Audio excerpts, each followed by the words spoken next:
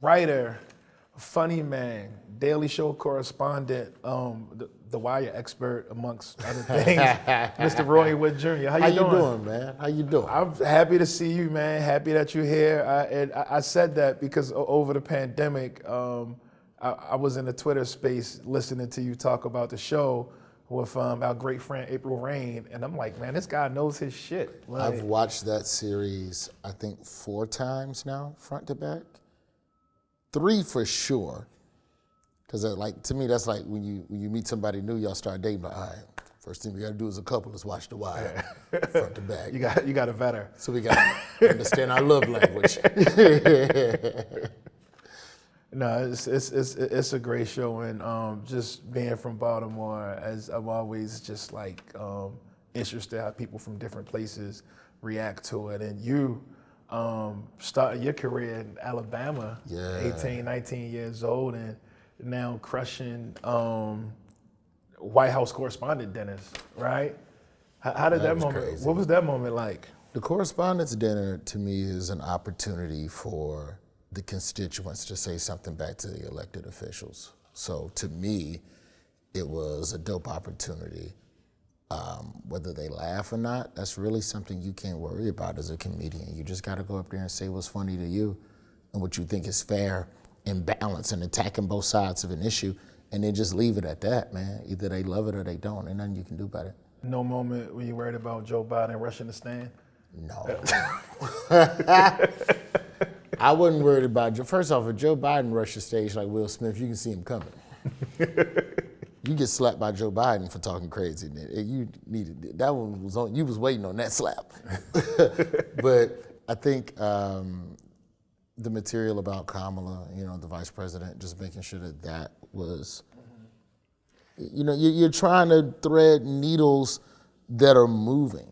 It's not just threading a needle, it's threading a moving needle, because the political tones change every day. What people want to talk about, half the jokes that I did that week, we wrote that week, because the Tucker Carlson and Don Lemon stuff happened that week. The Clarence Thomas stuff was only 2 weeks old, because a lot of that Harlan Crow stuff, like more information was still dropping. So. No, you took me out with the Clarence Thomas is an Instagram model. Is he not? Yo, you like there's only 2-inch. You bought a black Supreme Court justice. There's only 2-inch stock. Yeah, you bought one. You bought a like with any joke. It's Clarence always Thomas with the flat tummy tea. Yeah, it's always like tweaks you can make or whatever. But calling the man an NFT, that might have been too far. But it felt right and funny at the time. But now we know what an NFT is. Yeah, I didn't know. I didn't know. That is the basic explanation. I feel like you've been telling the hard truth for a long time. Do you feel like we're at a space where people are finally starting to pay attention? Yeah, but I think you're always gonna have people who just don't care. Like you're always gonna have people, because now in a weird way, the truth has become something that you can outsource to fit what you believe in. So then the question now is, what is truth? Is truth the truth, or is the truth what you choose to accept? And so a lot of people choose to deny truth, and they live in that denial, and then if enough people live in that denial, then in a weird way, that becomes, like when you look at what's happening with CRT and people just going, oh, well, slavery, that wasn't that big of a deal. If enough people say slavery wasn't that big of a deal, then you have a part of the country that's just straight up living in denial. But now you have advertisers and companies who have to decide how to get money, how to appeal to those people. You have politicians still having to decide how to get the vote of those people. Because somehow the thing that sucks is that you can deny reality, but somehow your vote still matters. So if your vote still matters, then people have to figure out a way to appease you. And to some degree, that means meeting you in the middle a little bit, even if it's infuriating and crazy. Like when you take a company like Target, putting Pride Month merch in the back of the store, that's the middle ground. That's because they're trying to appease people who live in a totally different reality. And they're just trying to sell clothes. Truth is, most of these corporations probably don't care about half the causes that they sell merch for. Right. They just know we'll buy it. Them Juneteenth tank tops. Definitely need to put that in the back of the store. You know, Unless it's black owned, then of course I support the Juneteenth tank top. yeah. I think what makes me upset is that you're right. People will deny the truth, or they will put the need to make money over top of honesty, but then get offended when you call them out. Yeah. And I just think that corporations are in a rock and a hard place because you try to like, in an effort to please one group, another group has all of a sudden, just out the blue, by the way, it's not like Pride Month merch is a new thing, but now all of a sudden they're mad. Now the corporations are having to choose. And I think what the eventual regression will just be corporations not taking any political stances ever again. Yeah, they will become, most of these stores will become issue neutral. And we can say we're gonna boycott the store, but if all the stores take the same stance, what you gonna do? You gonna make your own toilet tissue? You know, but then you gonna grow your own lettuce? Something big happens. Not everybody. Something big happens and it kind of shifts culture to move in certain ways. Like, you know, you can tell me I'm out of my mind, but I was like shocked when I was like watching TV during the pandemic and saw Mitt Romney at a Black Lives Matter march with that Juneteenth tank top on. Yeah. And it's like, so it's kind of pendulum, it swings, right? Yeah, it's like, but then the question becomes, should I ask what Mitt Romney's ulterior motives are? Or should I just accept that Mitt Romney pulled up to the event and take that as the beginning of something hopefully genuine in terms of bipartisanship? You know, don't show me Mitt Romney at the march, show me his voting record, you know, within Congress or within the Senate rather. You know, what are you doing? You know, what's happening? What are you voting on, bro? Like that to me is the real telltale. So it's like, it's progress, but you know, as a black person, you know, we just like, is that progress or is that symbolism? Yeah, you know, if I'm being honest, I wasn't moved. I was just shocked. I was like, yeah, because he a Mormon. Ain't black people the devil or something? Somebody as rich as Mitt could like be doing something else. Listen, you know I don't know all the religion rules, but I know black is bad. Mitt, he we don't need you marching. We need you fixing. We need you fixing the Nike sneakers app. Yeah. Like, the real issues. You use your power to do something the good real for issues. you know, I feel ass app. Giving everything to the resellers. I'll talk shit. I don't care. It ain't like I'm ever get a Nike endorsement deal. They watch it. They watch it. Good. I hope they see the shit. Fix your app. I feel like in your profession, especially since books are under attack, your profession, you have the luxury of being one of the last truth tellers, which is very difficult. So it's kind of a two-part question.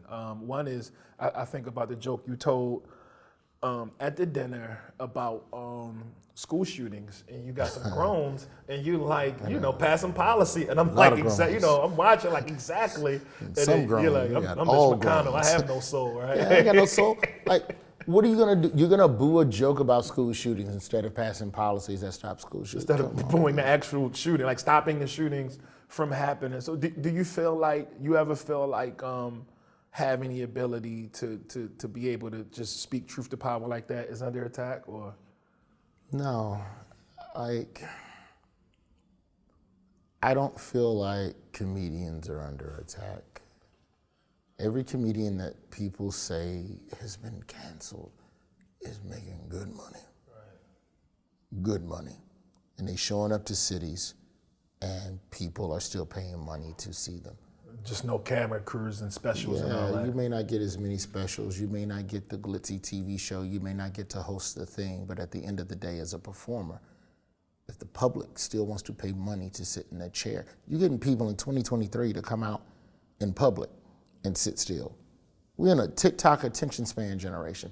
So if you still have that level of pull, then no amount of outrage can take that away. If anything, it makes people more entrenched in liking you, because you're attacking the thing I love, so I'm gonna really show you how much I love it.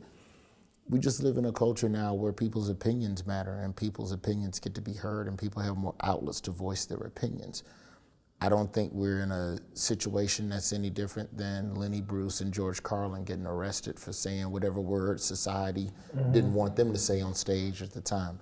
But when you look at this idea that I can't say something, no, I can say it.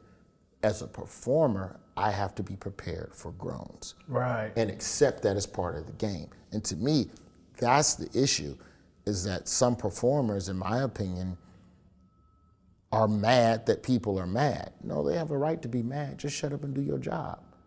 And the people who rock with it will show up and like you. But you can't get mad that a corporation pulled you off of a show because of a tweet you made. Right. The corporation trying to please everybody. Plus, it's their corporation trying to speak truth to power. I'm trying to get people to watch my network, motherfucker. Why are you talking crazy on Twitter? You gone. Right. So hit the streets and find the people who like you and charge them $40 plus Ticketmaster fees. Yo, Ticketmaster fee be like $150. Yeah. On top of the $4. Ticket be $3. Ticketmaster be like, I need $180 extra dollars. So, you know, we live in a culture where people complain and we are indignant that people would dare say something about how something makes them feel. But you're not gonna get people canceled. Right. Like, that's just not, you can get people fired, but that's only gonna go so far, you know? I want to get to the tour, but I had one more question. Since you know so much about television, you made a joke about Tucker Carlson and about Succession and about Power, and you know I watch all of this shit, right? I watch all of this shit, so I get it, right? But I was looking at the audience. And I'm like, yo, I don't really know white people that watch Power like that. Like maybe like it's stuff for like. Yeah, but I don't know how much of an overlap. Because in the joke, and I got to give a shout out to my writer Felonious Monk, because he was the one who fought for that. We have a bunch of writers on the show, but this was Monk's. He's hilarious. This is my Monk used to write for the Nightly Show for Larry Wilmore, just so people know how he's built, how his brain is built. Monk's hilarious. Monk is like, well. Because I haven't watched, the original impetus for that joke was that I don't watch Vanderpump Rules. Where I literally just asked one of my coworkers, what's Vanderpump Rules? Don't know nothing about it. But apparently in the white world, that shit is like Power. Shit is like Power. Yeah. It's their power. And so that became the joke. And I said this for real in the writers' meeting. I said, I thought Billions was white people's power. And he goes, no, that's Secession. Yo. And I go, well, then which one is BMF? And so then it just became this weird wordplay game of super black show, super white. Because, and it's not to say black people and white people don't, that there isn't racial crossover, but I refuse to believe that the same people who watch Vanderpump Rules, what is the overlap of people who also watch BMF? This Is Us? Yeah. You and me. Like, so it was fun. That was a joke where it's like the Cardi B Gwyneth Paltrow joke. Excellent, though. It's excellent. I know you're not going to get this, but the people who get it really get it. Yeah. It's almost a joke that's for the people watching. It's not even for the people that's there. You know, we talked about Dominion winning the defamation lawsuit, and how Cardi B had won a defamation suit. Yeah. And so right. I was like, Dominion, you know, there's two people you don't want to see, Dominion and Cardi B. Absolutely. Cardi B shit is wild. Cardi B took that girl, like, yo, you don't want to be in court with Cardi, and then somebody else. Like they garnish her grandkids shit. Like this show is out of control. And then somebody else on the writing team mentioned, oh, but what about Gwyneth Paltrow? And I was like, oh, you're right. I know nothing about Gwyneth Paltrow's lawsuit. But if you know Gwyneth Paltrow, you automatically do I live in a Cardi bubble? B. Do I live in a bubble? Yeah, a little. But if you know Cardi B, you automatically get that Gwyneth Paltrow has done something similar in winning a major lawsuit against a person, even if you don't know the details. Wait, was she at a ski resort or something? I don't remember. It was a super white thing. She won $1 and gave it back to him or something. Oh, damn. Told him to be well. She sued him for $1. I feel like Cardi B's not giving that $1 back. He sued her. She collided with him, and he sued. It was skiing, right? Yeah. Okay, I do know. But skiing, it's all in the game. Sometimes you get run over. That's what it's like at the roller rink. Sometimes motherfuckers gonna hit you. Like even on the bunny slopes? Yeah, I don't know where they was. Wherever he was. Brother was laid up pretty bad. But the point was that Dominion. So who else in pop culture is whooping ass in court like Dominion? Right. Cardi B and Gwyneth Paltrow. Right. And so you cover both ends of the pop culture race spectrum the same as we did with the BMF and the Vanderpump. We sound like network execs right now.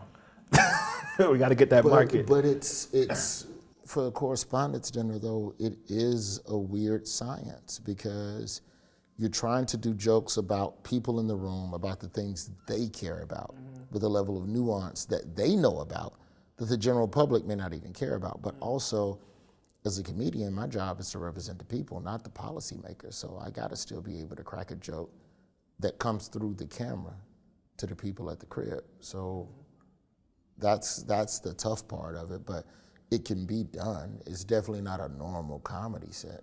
Right.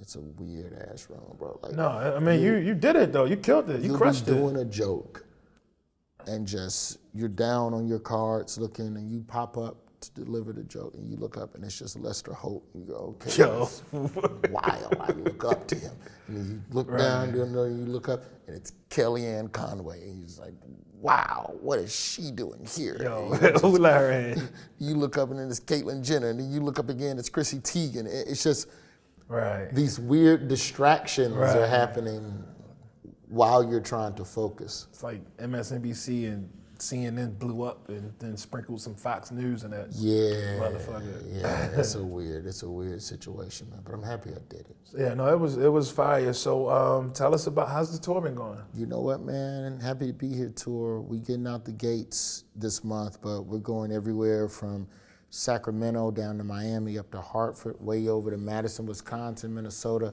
Pretty much anywhere in there. I know people asking me about Seattle and the Pacific Northwest. I got you. It's coming.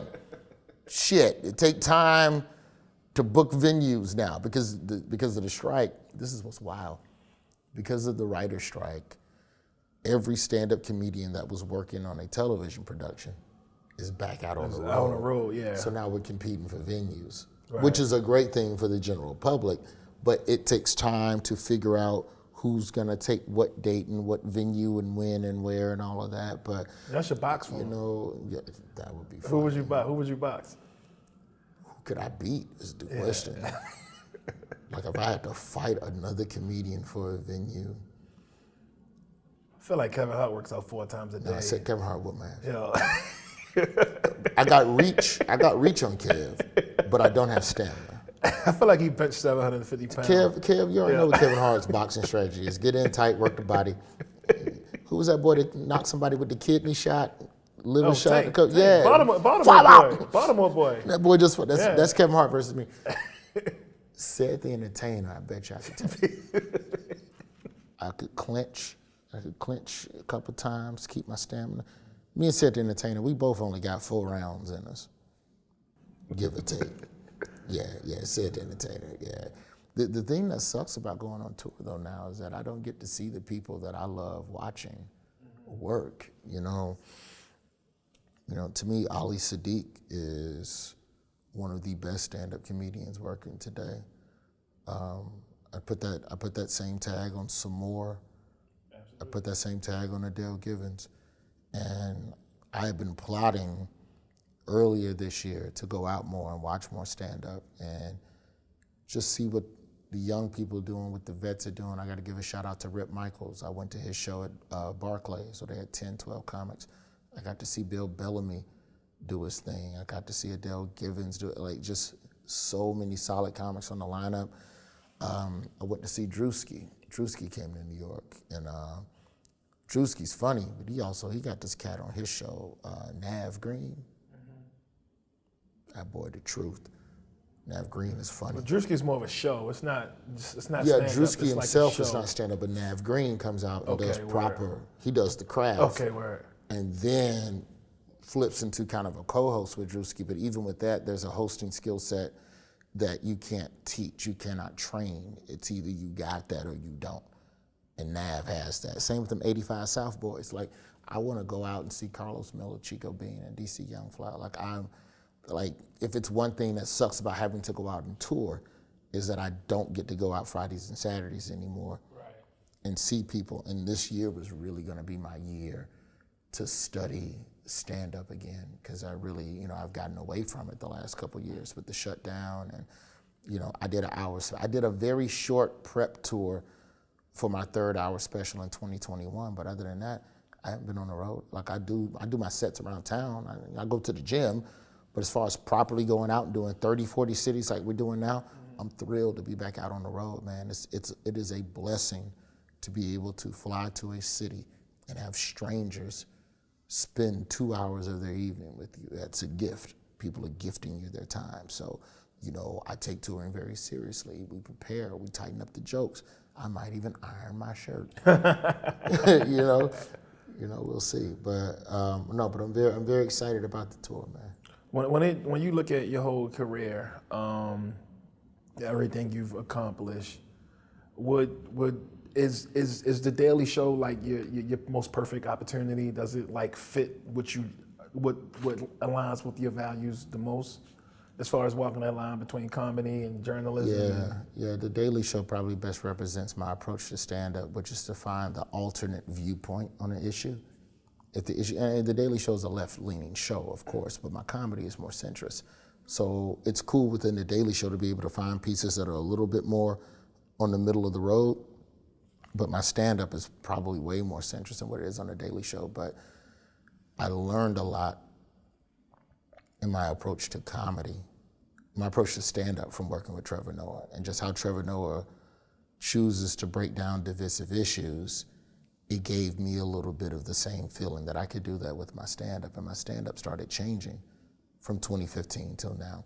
So, the Daily Show in a way, and I don't know what's gonna happen with the strike. I don't know if they're gonna have, when the strike ends, if they bring the Daily Show back, am I a host? Am I assisting whoever they hire to host? Am I gone somewhere else to host my own thing? I don't know. But I do know that everything up until now represents, for me, from a career standpoint, it's that Tom Brady New England run. And now it's time to go to Tampa and see if I can, keep the winning ways what's your going. dream? What's your dream? What's the perfect scenario for Roy? What would makes Roy smile? Man, I almost had one 5-6 years ago. I had a pilot called Jefferson County Probation with Comedy Central. So I was on probation for 3 years for stealing credit cards when I was a teenager. And the probation officer I had was so dope in helping to foster me into comedy that I feel like there isn't a comedy. Like, we talk about law and order in this country. We don't talk about recidivism, and we don't talk about how much the revolving door is sending people back to jail. It's just based on who your PO was, who your lawyer was, who the judge was that day. A lot of it, like, you get judged by 12, but once you go through the system and you're on probation, it is a single person who can decide whether or not you spend the rest of your life behind bars. God willing, they're not having a bad day on a Friday. Catch a bad cop, they violate you instead of giving you a pass, instead of calling your PO and telling the PO to restrict your travel instead of sending you to prison. So we got a show that showed recidivism through that light of what it could be if people within the system cared. And we were able to shoot the pilot in Birmingham, and with the end intention of making that show into a series that we shoot in Birmingham and then use that show as a springboard to build film and television production as an industry in Alabama. Didn't get to do that. So you might have been ahead of the conversation. It might be time to spin it back. It's time. It's time. Once we get on the other side, Alabama, and also, whether I like it or not, when you're from a part of the country like Alabama, I think it is your duty to help show people a window into what's really going on there. Absolutely. Because you can crack your jokes about the state. That's fine. That's all in the game. But it's a lot of good folks here. It's a lot of folks hustling. It's a lot of people doing the right thing, and telling the story of Alabama through a scripted show, specifically the story of Birmingham, Montgomery, Mobile, that would be the perfect project for me, because I know that that's something that could ripple You can create internships within that. We had everybody on board. The city was on board, the state was on board in terms of incentives and creating job training for crew. That's industry. Absolutely. We're talking about building industry. And if I could use any idea that's in my head to better the economic status of people in the state of Alabama, to me, that's the ultimate win on some Tyler Perry, buy up Fort McHenry, then shoot everything there and hire people, like becoming this vortex of economic growth. That's the long game. Now in the short game, I just need to host me a damn TV show. So, if we talk in the next 2 years, there's a one-man show I want to work on based on, just the idea of fatherhood. But in the short term, man, I think there's a book I need to write, there's a stand-up special I need to shoot, and there's a late night show that I need to host. With everything changing with streaming, do you feel like the late night show is it as strong as it used to be, or do you feel like there's some innovation that needs to be done? I think late night needs innovation. I don't think that the way we've constructed late night will continue to be the way we see it post-strike. There's going to be a lot of cuts, in my opinion, fiscally. I just, and I hate to talk like that, but I'm black. I'm a realist, bro. Yeah, absolutely. You just have gotta to be real about. All right, if you stop doing James Corden leaves, right? Mm-hmm. And then you replace him with a game show at midnight, which was a hit for Comedy Central. It's a perfectly fine program, but it's way cheaper to make than James Corden. So that tells me y'all trying to cut costs. So if you're trying to cut costs, then that means the way that all this glitz and the band and the desk and all of that, we might be looking at the last of the Mohicans on this. Talking Jimmy Fallon, Seth Meyers, Colbert. Right. You know what I'm saying? So this idea of having a daily conversation about the things that have happened in this country and are happening and holding people in power accountable, that avenue still is viable. How you present that has to evolve into a way that I'm guessing needs to be cheaper and faster to be truly resonant with people. Our shows shoot at 5, 6 o'clock in the evening to air at 11:30. News changes faster than that now. Absolutely. So you almost have to go like 9 or live. And a lot of those segments, the best segments are like, a lot of the segments you catching clips anyway. Like Correct. you're catching the clips, you're not Correct. catching it in full time. So if you're making tomorrow's internet today, which is what a lot of late night in some regards has become, then we have to figure out a way to do it in a way where the conversation truly resonates with people immediately. Mm-hmm. And I don't know what that looks like yet. And I think that's what I'm also trying to spend my time ideating.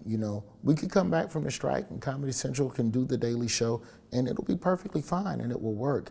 But I just feel like after every strike, there is a creative molting that happens within the industry, especially in the unscripted side.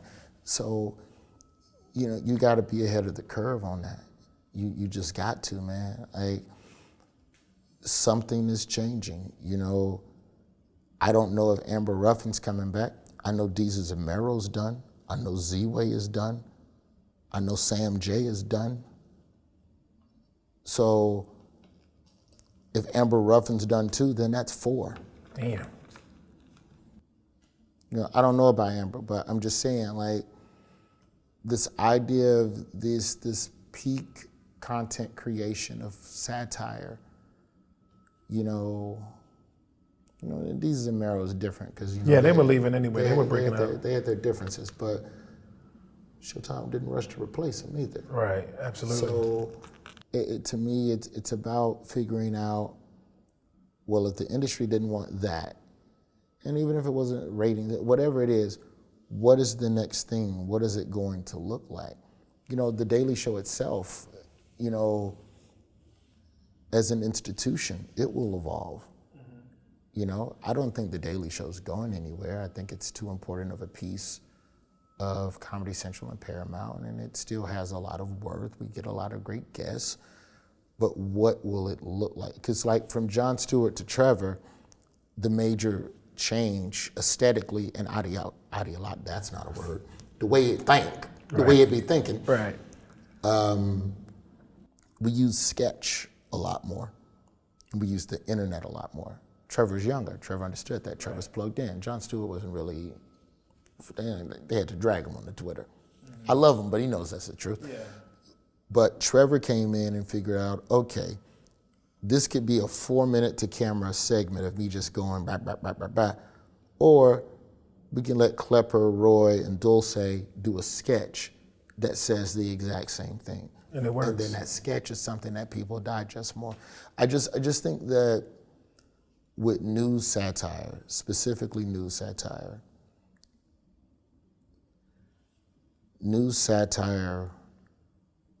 in its visual inception, right? It is to parody the way you get the news. And when The Daily Show was created, the way we got the news collectively as a society was all the same. It's changed. We all got our news from a motherfucker at a desk with a suit and some whiskey under the table. Right. Like, we all got our news, 95% of us. So you could parody that and it'd be a perfect one-to-one.